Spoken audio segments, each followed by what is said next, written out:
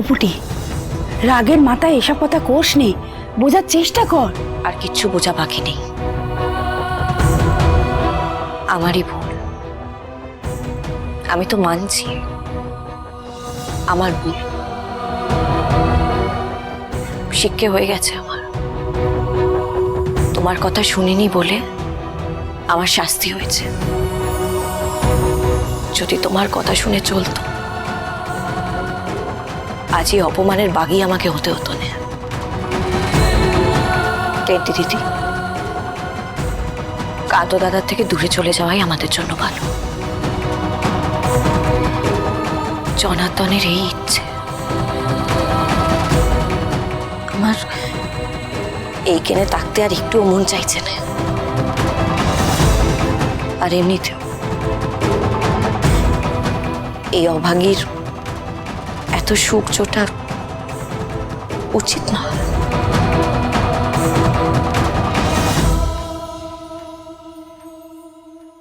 এ কে আছিস? ওই চিকসরা চেনো এই মহিলাকে? আর এই মাইয়া লাজ নাই লজ্জা নাই, বেহায়া মাইয়া চইলাইছে রাজসভায়। আজ মস্ত অন্যায় হলো পুটির সাথে। এই ষড়যন্ত্রের মধ্যে পুটিও যুক্ত ছিল। না না, পুটি এ কাজ করতে পারে না কোনোদিনও। ঝড়ের মতো একের পর এক ঘটনা ঘটে গেল। পুটিকে নিশ্চয়ই রঘুরাজ দেশান্তরে পাঠাবেন, আর বকুলকায় থাকা হবে না ওর। চলে যেতে হবে অনেক দূরে, যাতে কোনোদিনও দেখা না হয় এত দূরে। দেওয়ান মশাই, রাজামশাই, কিছু বলবেন আমায়?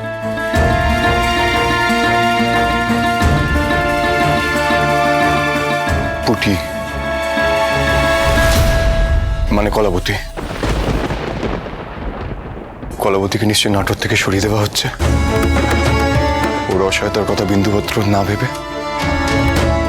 আগে তেমনই আদেশ হয়েছে। একটু অপেক্ষা করুন।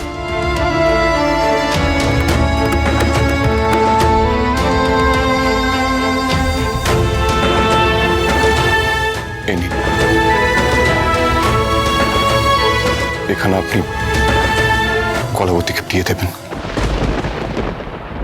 ওনার যাতে সারা জীবনে কোনো অসুবিধে না হয় তার ব্যবস্থা কিন্তু করা হচ্ছে। তাও আমার তরফ থেকে আপনি পৌঁছে দেবেন।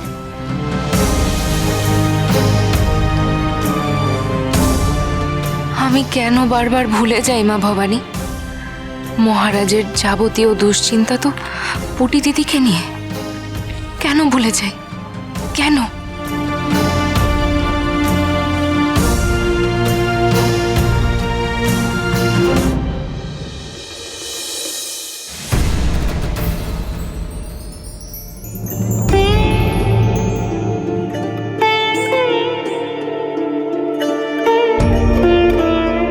ভবানী, আমি কিন্তু থাক মহারাজ, আমি জানি আমাকে আর ব্যাখ্যা দিতে হবে না।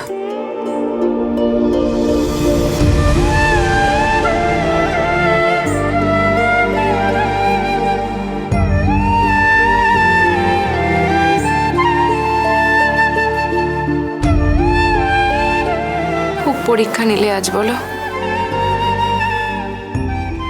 আমি উতরাতে পারলাম তো মা? তুমি কিন্তু এইভাবেই আমার পাশে পাশে থেকো, যাতে আমি সব অন্যায় টলিয়ে নাটোরের উন্নতিতে যুবরাজের পাশে পাশে থাকতে পারি।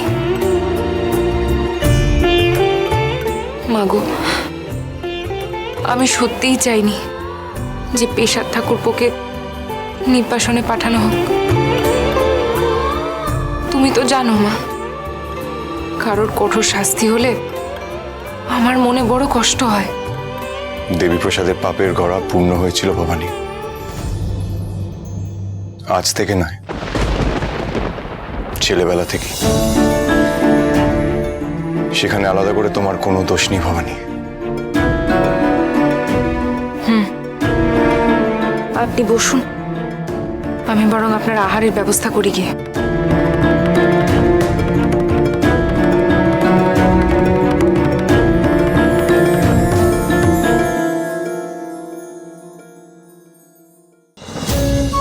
রাজসভা কানায় কানায় পূর্ণ ছিল রাজরানী।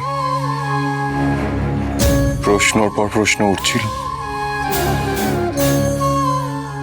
অর্ধাঙ্গিনী হয়ে তুমি যেভাবে আমার পাশে দাঁড়িয়েছ, ইহ জীবনে আমি তা ভুলতে পারবো না। এ আমার কর্তব্য মহারাজ। আমার মনে আছে আমি নাটোরের আজ্ঞাবহ। আমাদের বিয়ে হয়েছে কেবলমাত্র নাটোরের মঙ্গলের উদ্দেশ্যে, নাটোরের শ্রীবৃদ্ধির জন্য।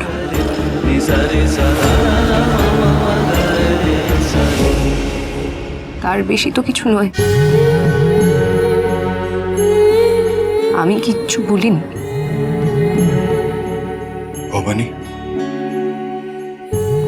তুমি সেই ফুলশয্যার অভিমান এখনো মনে ধরে রেখেছো?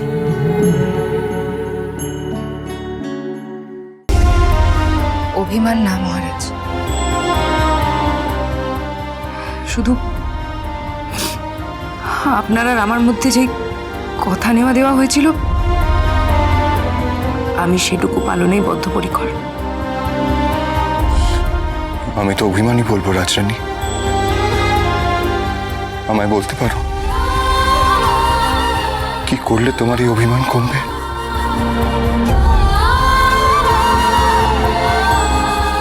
সারাদিন কিছু খাওয়া হয়নি আপনার।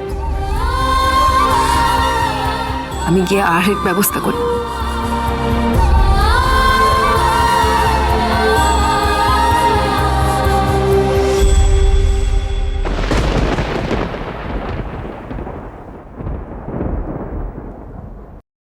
একদিকে পুটি, যার এখন খোঁজ নেওয়াই বিপত্তি, কাঁধে যে গুরুদায়িত্ব চেপেছে।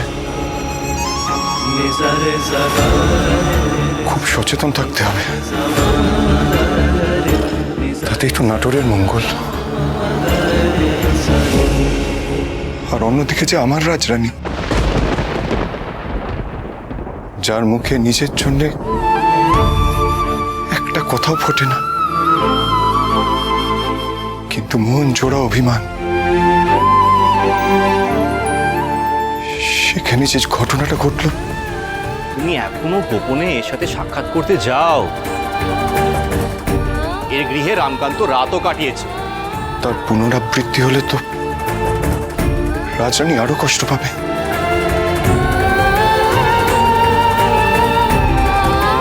আমাকে আরো খেয়াল রাখতে হবে, আরো খেয়াল রাখতে হবে। ওমা, ও কি তুই আবার আইতে গেলি কেন? হগল দিন কত ধকল গেছে। আমি তো তগো খাওয়ার গুলা পাঠাইতেছিলাম মাতুরে দিয়া। না আসলে আমি কি আসলে আমি কি কি কইতাছস? মানে আমি তো সাজিয়ে দিই সব সময়। আর মরণ প্রেম দেখি আর কমতাছে না, দেহ। এই জন্য আমি তোমায় কিছু বলতে চাই। ইন্দু দিদি, তুমি তো সবটাই জানো। ফুলশয্যার রাত থেকে কি কি ঘটছে তুমি তো সবটাই জানো। হবই, কান্দে না।